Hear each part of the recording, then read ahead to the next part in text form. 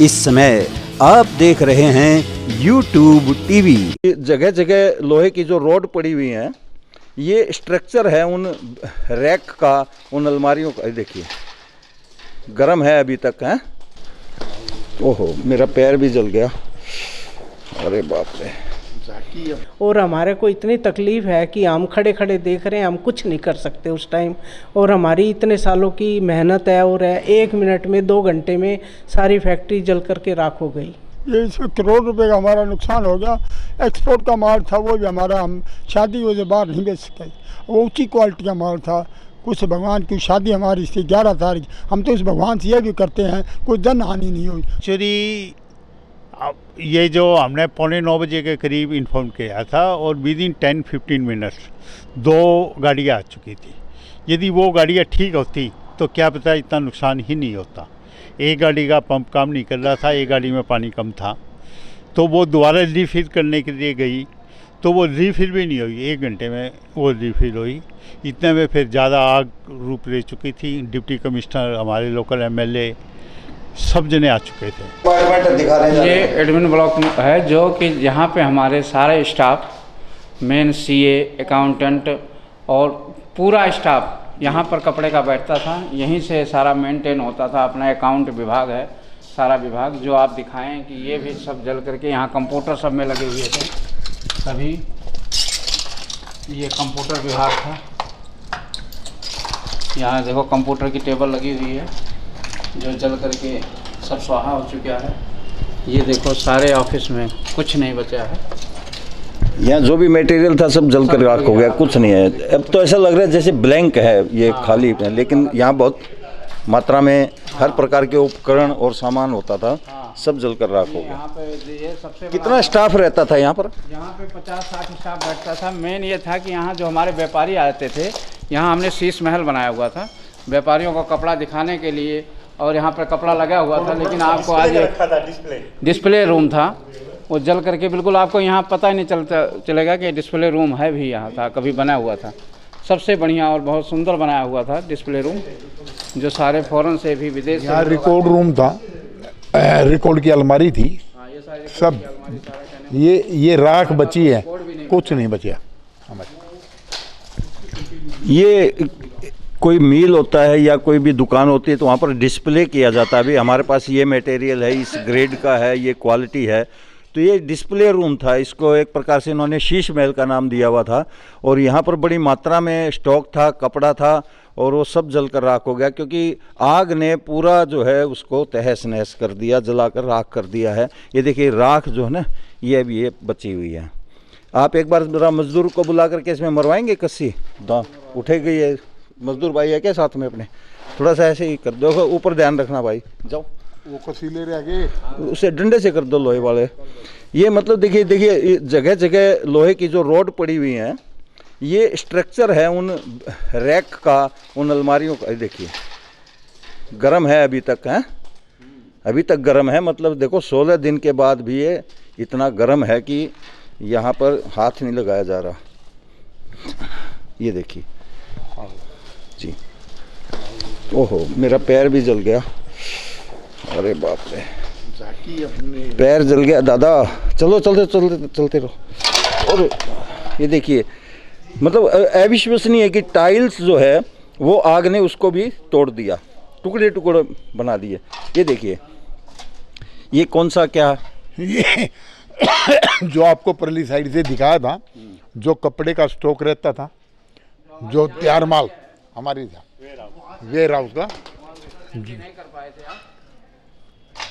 उधर से मना किया जा रहा था क्योंकि दीवार वो जो गिरने वाली थी। लेकिन ये वेयर हाउस, मैंने आपको बताया, हार्ट था इसका चिनार मिल का।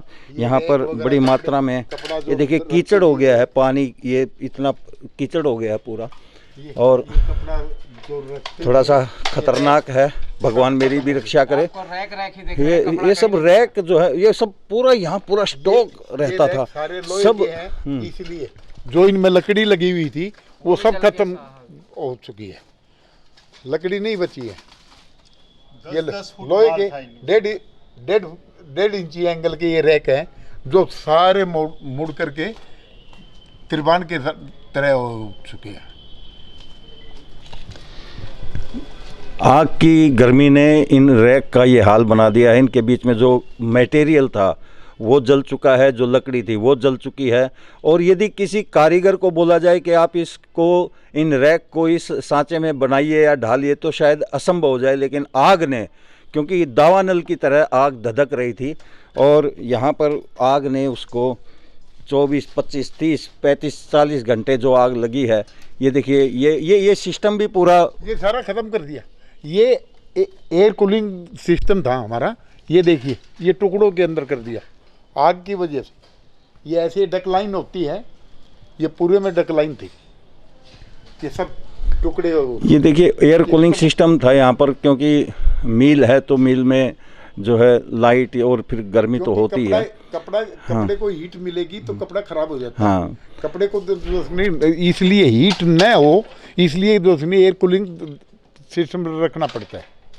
हमारे साथ में पुरुषोत्तम अग्रवाल जी की धर्मपत्नी हैं, जिन्होंने इस चिनार फैब्रिक्स को एक बच्चे की तरह पाला है। इस बच्चे को जन्म दिया पहले, फिर बच्चे की तरह इसको पाल पोस कर बड़ा किया। 30-35 सालों की ये तपस्या थी। कैसा इनके उस समय क्या भाव रहे, क्या फीलिंग्स रही, कैसा इनको पता चला? बहन जी, सबसे पहले तो बताइए, आपको पता कैसे लगा अभी आग लग गई है? मेरे पास तो किसी फैक्ट्री से फ़ोन आया, कोई गेस्ट हाउस वाले का, कि यहाँ वो जो नौकर कौन कौन है। मैं बोली 2 छोटू है मेरे पास। बोले भेज दो। फटाफट मैंने दोनों को भेज दिया। तो मैंने पूछा कि गेट पे फ़ोन करके क्या बात हो गई? बोले फैक्ट्री में आग लग गई। मैं उसी टाइम अपना लॉक करा और मैं पैदल दौड़ पड़ी फैक्ट्री की तरफ। मैं जाऊँ, क्या होया? मैं आके देखूँ तो फैक्ट्री में थोड़ा थोड़ा धुआं उठ रहा था। पीछे की साइड दिख नहीं रही थी आग लगी है, बस धुआं आ रहा था। फिर हमने पूछा कि भाई कहाँ लगी है? बोले सैंपल वाले रूम में लगी है। तो सैंपल वाले रूम में हमारी 5 ग्रेड को पहले ही मैसेज दे दिया था कि ऐसे ऐसे बात हो गई है, और दमकल आने में बहुत टाइम लग गया। पहले टाइम लग गया, फिर उसके बाद जब आई है तो ना उनका पंप चल रहा था और ना उसमें पानी था। 2 आई थी, दोनों कोई काम नहीं कर रही थी। उसके इस वजह से आग ज़्यादा आग भड़क गई, और भड़कते भड़कते हमारा वेयर हाउस में पकड़ ली गई। वेयर हाउस में घुसने के बाद तो कोई कितनी कोशिश कर ले कि नहीं बचा पा सकते। कपड़ा ज़्यादा था, कपड़ा बहुत ज़्यादा पूरा स्टॉक था हमारा। और हमारी तो बड़ी मेहनत से फैक्ट्री लगाई हुई, इतने सालों की मैंने खुद अपने हाथों से नींव रखी है। और हमारे को इतनी तकलीफ़ है कि हम खड़े खड़े देख रहे हैं, हम कुछ नहीं कर सकते उस टाइम। और हमारी इतने सालों की मेहनत है, और 1 मिनट में 2 घंटे में सारी फैक्ट्री जल करके राख हो गई। इससे ज़्यादा हम क्या कर सकते हैं? बहन जी बता रहे हैं कि यदि थोड़ी दमकल की गाड़ी आती और तुरंत यदि एक्शन हो जाता तो जो धुआं उठ रहा था शायद उस पर काबू पाया जा सकता। भिवानी में ना तो पानी पीने का है और ना आग बुझाने का है, ना बिजली है। हमारे टैंकर 15-15, 10-10, 12-12 टैंकर, 15-15 टैंकर हर गर्मी में हम दौड़ाते हैं। पांडे जी मेरे साथ बैठे हैं। और उसके बाद भी लोग, दुनिया इतनी मर रही है कि पानी भी नहीं देते हैं यहाँ की। क्या प्रशासन कर रहा है? यहाँ कुछ नहीं हो रहा है। 20 साल से जो हमारे कोई भी सुधार नहीं है। कहाँ बंसीलाल चौधरी बंसीलाल ने जो पहले इतना काम करके गए हैं, वो उन्होंने जो काम करा वो तो पीछे चला गया, आगे तो कुछ बढ़ा ही नहीं है। तो आजकल की गवर्नमेंट क्या कर रही है? सेंटर की गवर्नमेंट है, फिर भी होते हुए भी हमारे कुछ काम नहीं बन रहे हैं। आग बुझाने का आपने तो इसको पूरा पाल पोस कर बड़ा किया फैक्ट्री को। बड़ी मेहनत से फैक्ट्री खड़ी करी है। हमारा तो खून पसीने की, इसमें खून सींच के हमने फैक्ट्री लगाई थी।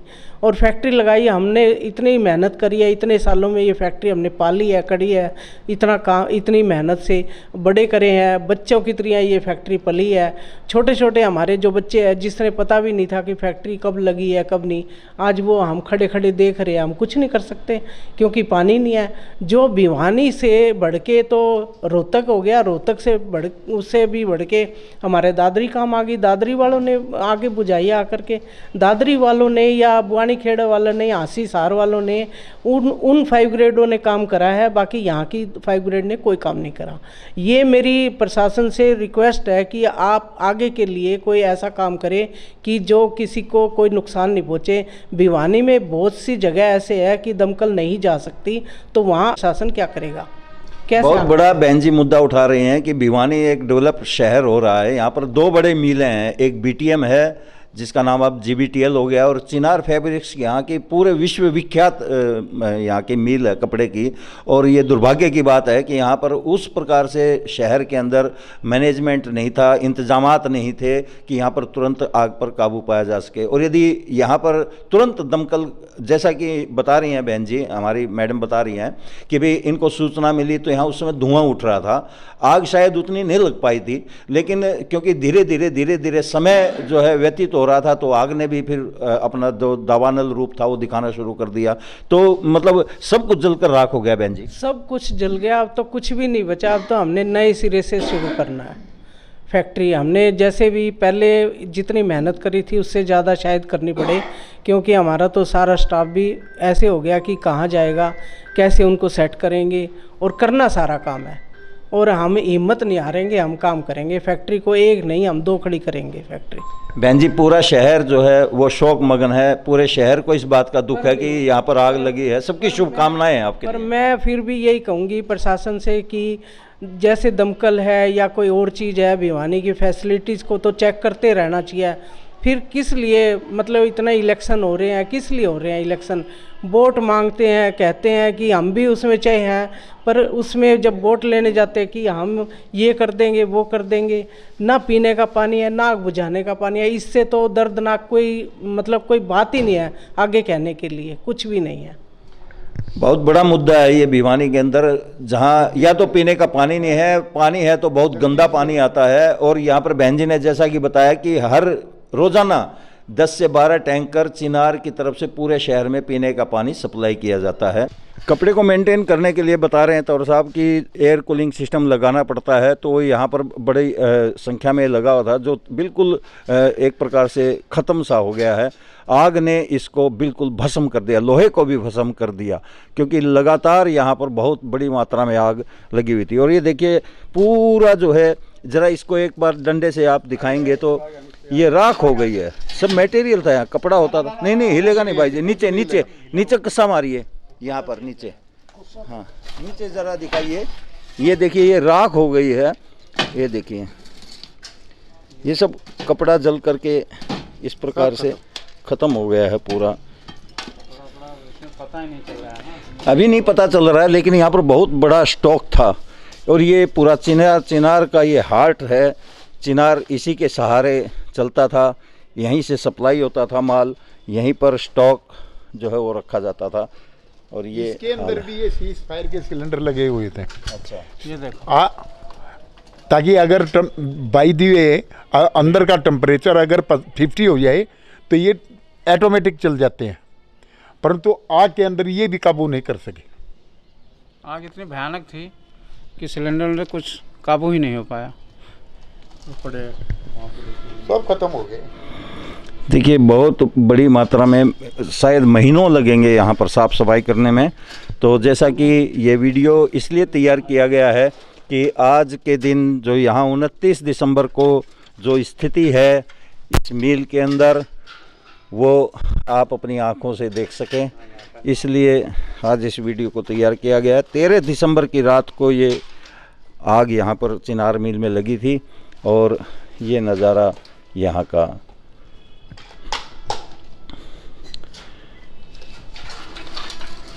हमारे फोटोग्राफर भी यहाँ पर बुलाए गए हैं ताकि इसको कैमरे में कैद कर सकें। मनोज भाई तो चला जाए बस, हाय चलो चलो आगे चलो आप लोग सभी, पैर रखते हुए।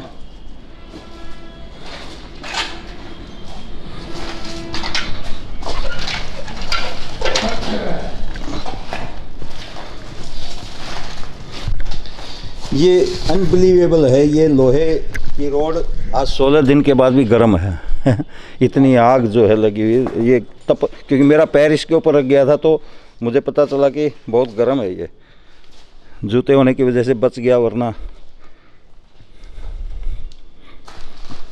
जितना कांच था सब टूट चुका। नंदू भाई सबसे पहले ये बताइए कि कैसे पता कैसे लगा कि भी आग लग गई है? मैं उस टाइम बाहर था, मेरा बेटे की पोते की शादी 11 दिसंबर की थी। मैं उस वजह से दादरी गया हुआ था मिठाई देने के लिए, और दूसरे परिवार के आदमी हमारे पग फेरा होता है वो रोहतक गए थे। उज्ज्वल भी सारा परिवार रोहतक गया हुआ था। हमने अचानक मैं कोई 8:30-9 बजे रास्ते में पता लगा कि चिनार को आग लगी, पर मुझे पता नहीं था कि भाई इतनी भयंकर आग हुई। मैं जब 9 बजे लगभग ध्यान नहीं पूरा पहुंचा तो दमकल आ रही थी। तो उस टाइम दमकल का कोई सरकारी साधन कम होने की वजह से उन्होंने काबू तो पाया, परंतु लास्ट में कुछ 11 बजे के लगभग ऐसे इधर उधर से दमकल दादरी से भी आ गए, यहाँ से भी, जहाँ जगह जगह से दमकलें आ गई। परंतु इतना प्रचंड बहुमत होगा, जैसा दीवार होली पर हम लगाते हैं, होली जलाते हैं, इस तरह प्रचंड एकदम सारा प्रचंड हो गया। तो अब क्या किया जाए? उस हालत के अंदर सारा शहर के मौजूद आदमी, साधारण आदमी भरा था। कम से कम 500-400 आदमी होंगे, 300 हो गए, पूरा फुल हाउस भरा था। तो अब किसी ने कोई सूझ नहीं रहा था क्या करें। हालात इतनी हो गई, DCP साहब आ गए, SP साहब, सारा प्रशासन ने भी हमारा साथ दिया, बहुत साथ दिया, परंतु अग्नि इतनी प्रचंड हो चुकी थी कि उसकी कोई सीमा नहीं थी। हमने ये बड़ी मेहनत से, मेरे पिताजी बाबू राम भजन जी ने और मैंने नंद किशोर ने, भाई पुरुषोत्तम ने, नरेश ने, ये चिनार जो लगाया हमारी बहुत हार्ड वर्किंग है, मेहनत का। मेरे पिताजी की प्लानिंग थी, वो प्लानिंग से काम करते थे हमेशा। उन्होंने सच्चे आदमी थे। उनका हरियाणा में कहीं भी पूछ लो, बाबू राम भजन जी, हमारा ऐसा खानदान है जो हम सच्चे खानदान, हम किसी का खा के राजी नहीं। परंतु भगवान ने हमारे ऊपर किस जन्म का कोई किया था, अब पाप किया था, पहले जन्म का अनहोनी होगी। ये मेरे सपना में नहीं था कि ऐसा भी हो सकता है। मैंने अपने आँखों में आंसू आ गए, सारा परिवार स्तंभ रह गया। ये हुआ कैसे? ये हम कुछ समझ नहीं सकते। हो सकता है कि बिजली के शॉर्ट सर्किट से हम समझते हैं, उसी से ये काम हुआ है। तो ऐसी आमदनी हुई, हमारे सामने एकदम भस्म हो गया। एक्सपोर्ट का कपड़ा था हमारे पास, हम अभी कुछ समय पहले हमने एक्सपोर्ट शुरू कर दिया था। हमारा माल ऑल इंडिया में जाता है, बनारस जाता है, इलाहाबाद जाता है, कलकत्ता, बॉम्बे, दिल्ली, सारे शहरों में हमारा माल जाता है। हम एग्जीबिशन करते हैं, श्रीनगर में भी करते हैं, गोवा में करते हैं। पहाड़ी इलाकों में माल बेचने के लिए करना पड़ता है। हम छोटे शहर में बैठे हैं तो यहाँ हमने व्यापारियों को लाना पड़ता है, हवाई जहाज से भी लाना पड़ता है, ट्रेन से भी लाना, फिर छोड़ कर लाना। हमें ऊपर कैंटीन में कराते हैं, हमारे 100-150 आदमी खाना खाते हैं। परंतु तो इसके बावजूद छोटे शहरों में कारखाना चलाना बड़ा मुश्किल है। क्या कारण है कि छोटे शहरों में साधन नहीं होते, ना तो यहाँ क्लाइमेट है, ना यहाँ लेबर है, ना यहाँ साधन। बड़े शहरों में तो सारे साधन होते हैं, क्लाइमेट होता है। कपड़े के लिए क्लाइमेट की भी ज़रूरत होती है। यहाँ हैवी सर्दी पड़ती है, कभी गर्मी पड़ती है। हमने जिस मेहनत से हमने काम किया था, हमें ऐसा भगवान ने ऐसा मंजूर था, प्रभु ने मंजूर। मेरे पिताजी एक साधारण आदमी थे, वो इतने ऊँचे पहुँचे, ऑनेस्टी की और उनके क्वालिटी की प्लानिंग, और अपने साथियों साथ उन्हें अपने साथियों का पूरा ख्याल रखा, साथियों ने उनका पूरा ख्याल रखा। ऐसे आदमी कभी कभी पैदा होते हैं। वो सारे वर्ल्ड में भी घूमे, सारा मंत्री बने, और एक साधारण व्यापारी से चिनार कुत्ते यहाँ तक ले गए। उनकी बदौलत हम सारे थे। उसमें हमारे भाई पुरुषोत्तम का, मिन्नू का, मेरा, सारे परिवार का पूरा सहयोग रहा, मन से, तन से, धन से, सब प्रकार से। परंतु ये अनहोनी होगी, इससे भगवान ही जानता है। भगवान ने हमारे को आगे बढ़ाया था, अब भगवान ने हमारे को जीरो कर दिया। अब जीरो से हीरो होने का मतलब, हम चाहते हैं कि सरकार हमारी मदद करे और करे तो बहुत अच्छा रहेगा, वरना तो देखते हैं क्या होता है, उसकी भगवान की मर्जी आगे क्या होता है, जीरो होता है या बढ़ते हैं। परंतु हमारा परिवार अब भी कॉन्फिडेंस है कि हमने किसी का बुरा नहीं किया है, न बुरा करने की इच्छा है। कभी हमने, पिताजी ने, हमारे भाई पुरुषोत्तम ने, मिन्नू ने, मैंने कभी भी, सारे कहीं भी पूछ लो, किसी आदमी, साधारण से साधारण आदमी, बड़े से बड़े आदमी पर, चाहे पॉलिटिशियन हैं, चाहे समाजी संत हैं। मेरे पिता ने संतों को बुलाया, राम सुखदास जी उच्च कोटि के संत, बाबा राम रहीम जी उच्च कोटि के संत राम कुछ में आए हुए हैं। उन्होंने हमेशा ब्राह्मण संतों की और गौओं की सेवा करी। वो 40 साल तक गौओं की सेवा करते आए थे। जब उन्होंने शरीर छोड़ा तो गौशाला में होकर आए थे। राम मंदिर, हमारे मंदिर बना हुआ है घर में, राम मंदिर रामायण फेरते फेरते उन्होंने प्राण छोड़े थे। शुक्ला पक्ष के दिन, सोमवार का दिन था, उस दिन सावन का सोमवार था।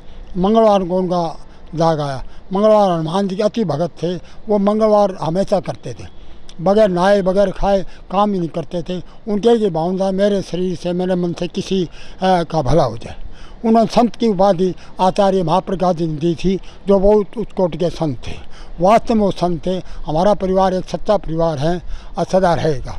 ये भगवान ने किसी जन्म का हमारा संस्कार था, लाभ हानि मरण ये विधि हाथ, ये आज हमने देख लिया। हमने सुपने में ऐसा नहीं सोचा था कि ऐसा भी हमारे साथ हो जाएगा, परंतु उस भगवान की मर्जी है, वो क्या करना चाहता है उसकी मर्जी। आगे हमारे वो ख़त्म करना चाहता है, नीचे जाना था, ऊपर जाना था, वो हमारे अंदर कॉन्फिडेंस था। अभी हम कहते भाई हमने किसी का बुरा नहीं किया, ना अच्छा किया। हो सकता है किसी कारण से हो भी गया हो या ना हो गया हो, हमारे मन से तो नहीं हुआ है। नंदू भाई, जैसे आप भाव विभोर हो गए हैं, मैंने अभी बात की थी, पुरुषोत्तम जी की वाइफ भी भाव विभोर हो गई थी कि उन्होंने बताया कि एक बच्चे की तरह हमने इसको पाला है, इसकी नींव रखी है और बहुत बड़े दुख की बात है ये। तो आप भी, मैं चाहूँगा कि ढाढ़स ही बंधाए रखें, अपने आप को सांत्वना दें और भगवान एक दिन ज़रूर अच्छे दिन लेकर आएगा। ये इसमें करोड़ रुपए का हमारा नुकसान हो गया। एक्सपोर्ट का माल था, वो भी हमारा, हम शादी वजह बाहर नहीं बेच सके, वो ऊँची क्वालिटी का माल था। कुछ भगवान की शादी हमारी थी 11 तारीख, हम तो उस भगवान से ये भी करते हैं कोई जन हानि नहीं हुई, कोई किसी, हम उस टाइम बड़े बड़े अफसर हमारे काम कर रहे थे, और अगर ये 7 बजे से पहले कभी हो जाता, भगदड़ हो जाती, हो सकता बच भी जाता और हो सकता भगदड़ भी मार जाए, हो सकता कोई परिवार का आदमी चला जाता या बाहर का स्टाफ का चला जाता, या जो काम कर रहे लेबर कर रही थी, पैकिंग कर रही थी, कोई कुछ कर रहा था, कोई काफ़ी आदमी यहाँ काम कर रहे थे।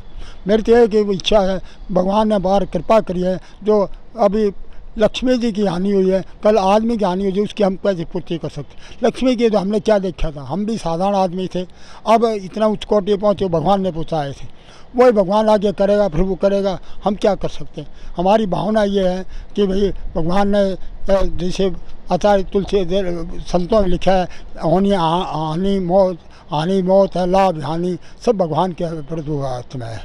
तो उसी कारण गोस्वामी तुलसीदास जी का हुआ था संहार, उसी टाइम मेरे पिताजी का हुआ है। तो वो एक संत प्रवृत्ति है, वही भगवान हमारे पितर या और वही हमारी रक्षा करेंगे।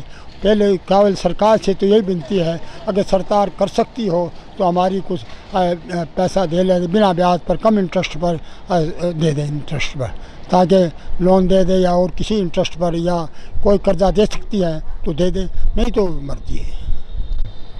हरियाणा सरकार के सैनी साहब से यूट्यूब टीवी भी ये विनम्र प्रार्थना करता है कि राज्य में जो व्यापारी वर्ग है वो बहुत बड़ा लोगों को रोज़गार देने का अपने आप में कार्य करता है, लोगों को समय समय पर उनके परिवारों को पालता है, और यदि उन पर विपत्ति आ जाए तो हरियाणा सरकार को 2 कदम आगे बढ़ करके उनकी मदद करनी चाहिए।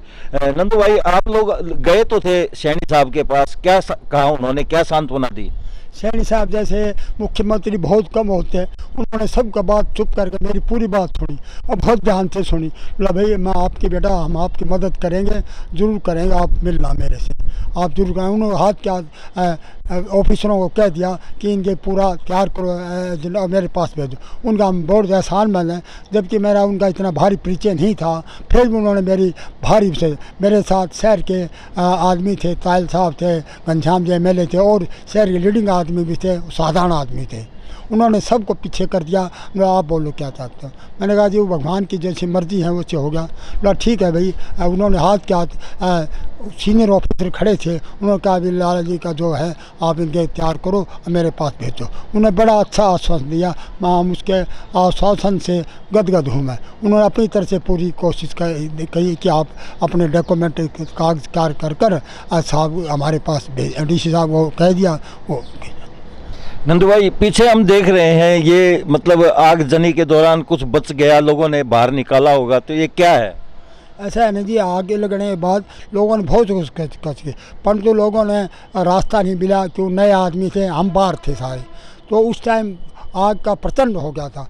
कुछ साधन कम होने की वजह से कुछ दिक्कत आई, परंतु उसके बाद तो बाद में 12 बजे 11:30 बजे बाद दमकल आ गए। DC साहब, SC साहब, SDM साहब, सारा प्रशासन और सारे फायर ब्रिगेड वाले जोर शोर से लगे, परंतु बिना पहले साधन था नहीं। बाद में अग्नि है, ये सारा पॉलिस्टर था, इसके अंदर कपड़ा था, कपड़े को आग पकड़ने के बाद बुझना मुश्किल है, तो इतना उनका बस की बात नहीं थी, ना फायर ब्रिगेड की बस, न प्रशासन की, ना हमारी। उस हालत के अंदर बुरा हाल हो गया। एकदम इतनी आग लग रही थी, जान दूर दूर से पूरा भभका उठा कि मिल में माल ठुका हुआ था, करोड़ों रुपया माल था, एक्सपोर्ट का माल था, पैकिंग का माल था, प्लास्टिक का भी माल था, सारे माल इतनी आग पकड़ ली, उसको काबू पाना नहीं।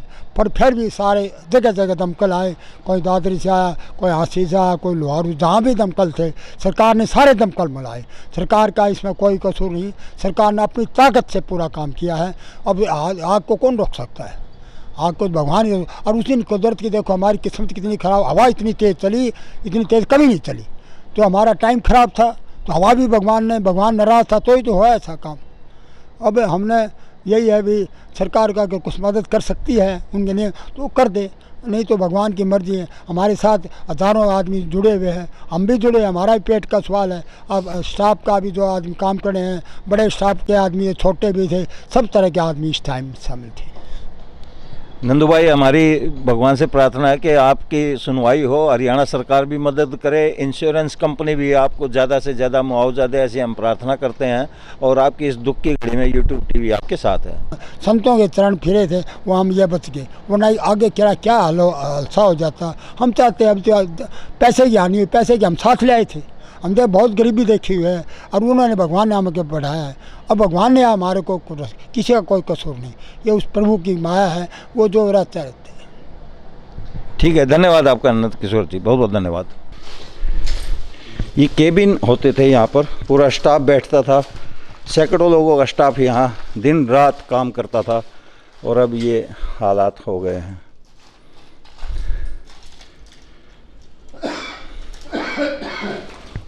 थोड़ा आगे चलो अनु भाई, ज़रा अंदर से दिखा दो, थोड़ा आगे चलो के आप। हाँ हाँ, इधर मारो राइट में, बस 1 मिनट आने दो। देखिए कुर्सियाँ जो हैं सब जल कर राख हो गई हैं। थोड़ा कुर्सियों पर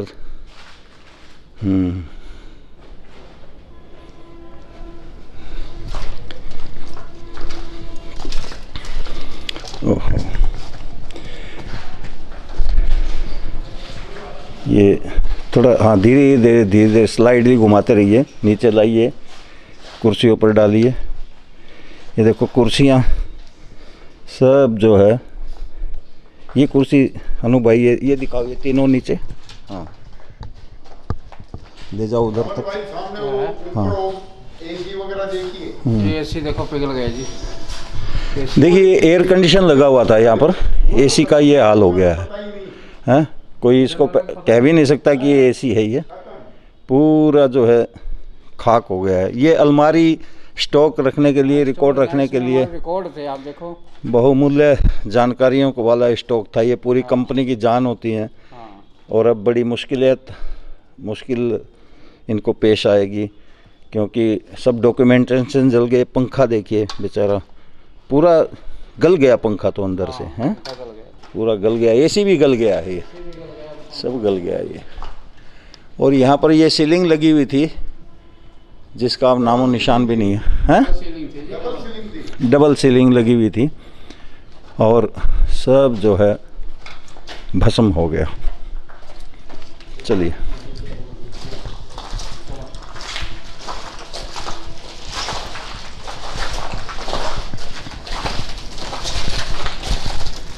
ये आवाज़ इसलिए आ रही है कि यहाँ का कांच बिखरा हुआ है नीचे पूरा। चलो हाँ, मेरे बगल में रहो ताकि राइट।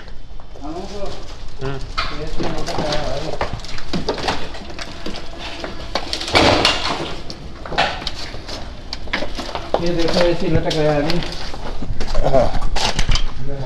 ये एयर कंडीशन आग ने इसको इस स्थिति में पहुंचा दिया।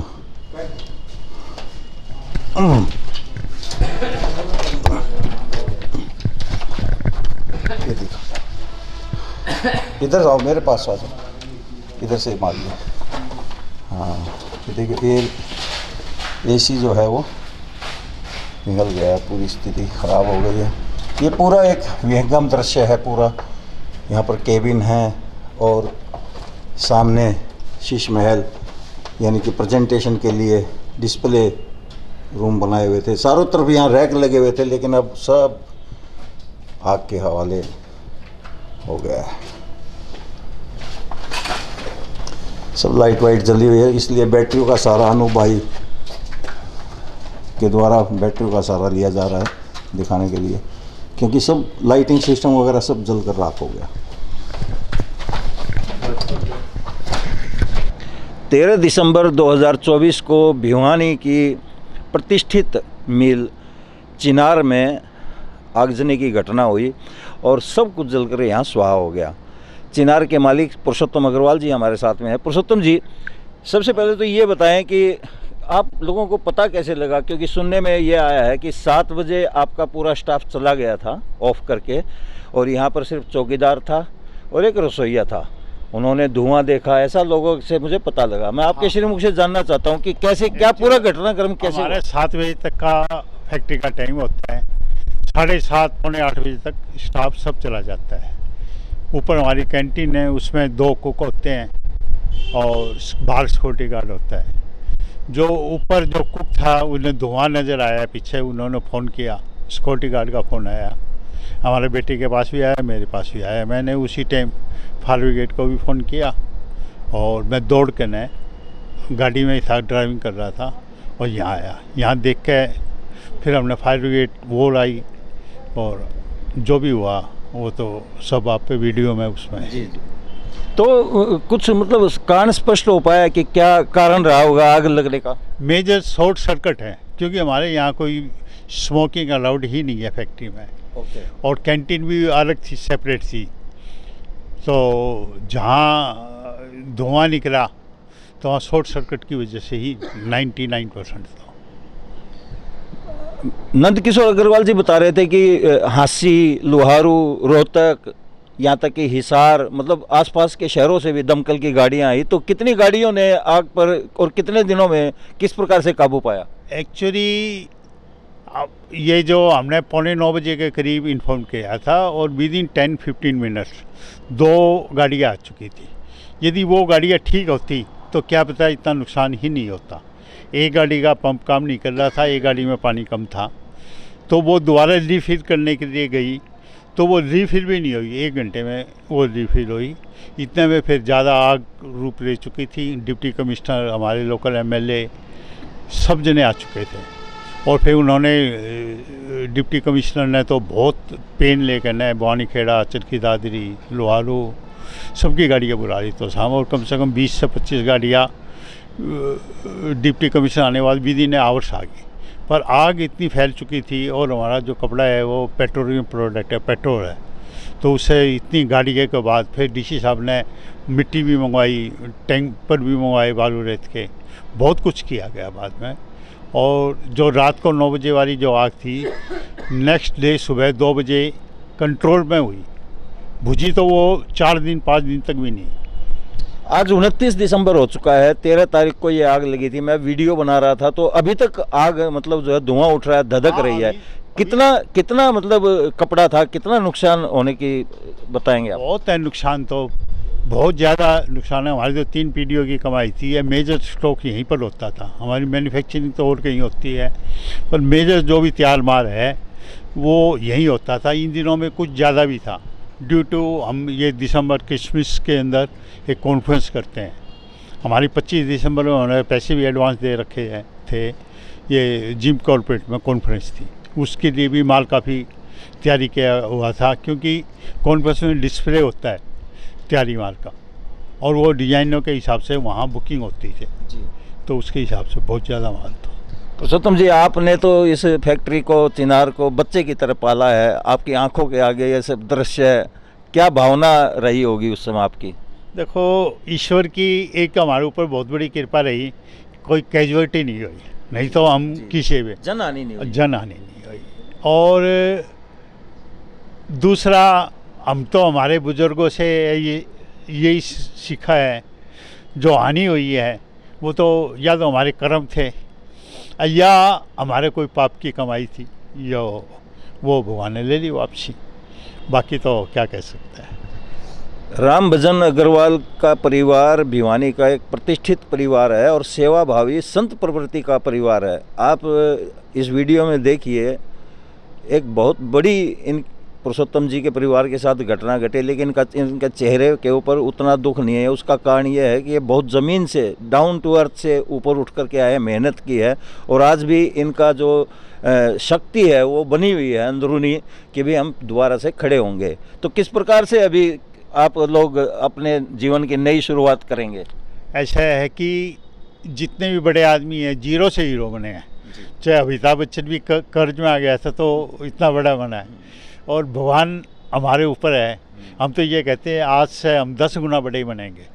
हाँ हाँ, और बड़े करेंगे। पुरुषोत्तम जी, पीछे ये मतलब उस समय बच गया होगा, आपकी पूरी लेबर आ गई होगी, सब लोगों ने मिल करके जितना बचाने की कोशिश मतलब की होगी, तो कुछ बच पाया, कुछ नहीं बच पाया, तो ये शायद वही सामान है। एक्चुअली लॉक थी फैक्ट्री, और गुस्से से उससे दरवाजे तोड़े गए, क्रेन आई। उस टाइम तक आग इतनी ज़्यादा हो चुकी थी, हमने खुद ही रोका। पहले तो मैं खुद ही घुसने की कोशिश कर रहा था, मेरे को और आदमी रोक रहे थे। उसके बाद में हमारे वर्कर्स और हमारे जो हितैषी थे, हमारे जान पहचान के थे, सब आगे ने कोशिश करी, उन्होंने थान निकालने की कोशिश भी करी, पर इतनी ज़्यादा आग हो चुकी थी तो कोई फ़ायदा नहीं था। और वो तो उस टाइम विचार नहीं आया। हमने क्रेन से, हम सोचते हैं दरवाजे तोड़े, हम दीवाली तोड़ देते ना एकदम से, और क्रेन से ही मार खींचते, JVC से खींचते, तो क्या बता कुछ बच जाता। कुछ बच जाता। कपड़ा जो है पेट्रोल केमिकल इस्तेमाल होता है कपड़ा बनाने के अंदर, और एक प्रकार से पेट्रोकेमिकल ही प्रोडक्ट होता है, बड़ी तेज़ी से आग पकड़ता है। पुरुषोत्तम जी, मैं इस दुख की घड़ी में, हमारा यूट्यूब परिवार आपके साथ है, हमारी शुभकामनाएं प्रभु से कि आपको। मैं एक बात और जानना चाहूँगा, मुझे भी समाचार पता चल रहा था कि आप हरियाणा के मुख्यमंत्री जी के पास गए थे, तो क्या उन्होंने सांत्वना दी? एक्चुअली क्या है कि जब आदमी दुखी होता है तो सब चीज़ सोचता है। CM साहब यहाँ भिवानी आए थे, तो हमारे भाई साहब और मिन्नो अग्रवाल, हमारा भतीजा है, वो उनसे रिक्वेस्ट भी करी थी। उन्होंने ये कहा है कि हर कोशिश, हर जो संभव, जो सरकार के प्रावधान है उसका अगेंस्ट हम पूरी कोशिश करेंगे। और हमने ये रिक्वेस्ट करी कि सरकार नई फैक्ट्री लगाने के लिए बहुत कुछ देती है जी, इंटरेस्ट फ्री भी देती है, सब्सिडी भी देती है। तो हम भी ये चाहते हैं सरकार से, उनके कानून के हिसाब से।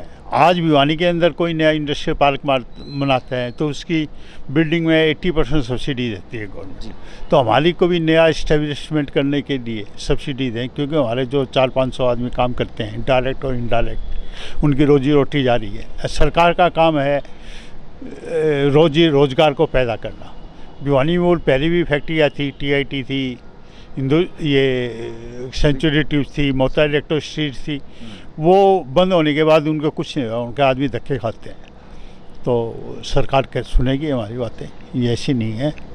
हाँ, यूट्यूब परिवार भी सैनी साहब से प्रार्थना करता है कि इनको यथासंभव जितनी हो उसके ज़्यादा से ज़्यादा मदद करनी प्रदान करें। पुरुषोत्तम जी, मैं आपका शुक्रिया अदा करता हूँ, बहुत बहुत धन्यवाद। थैंक यू जी, आपका बहुत बहुत धन्यवाद।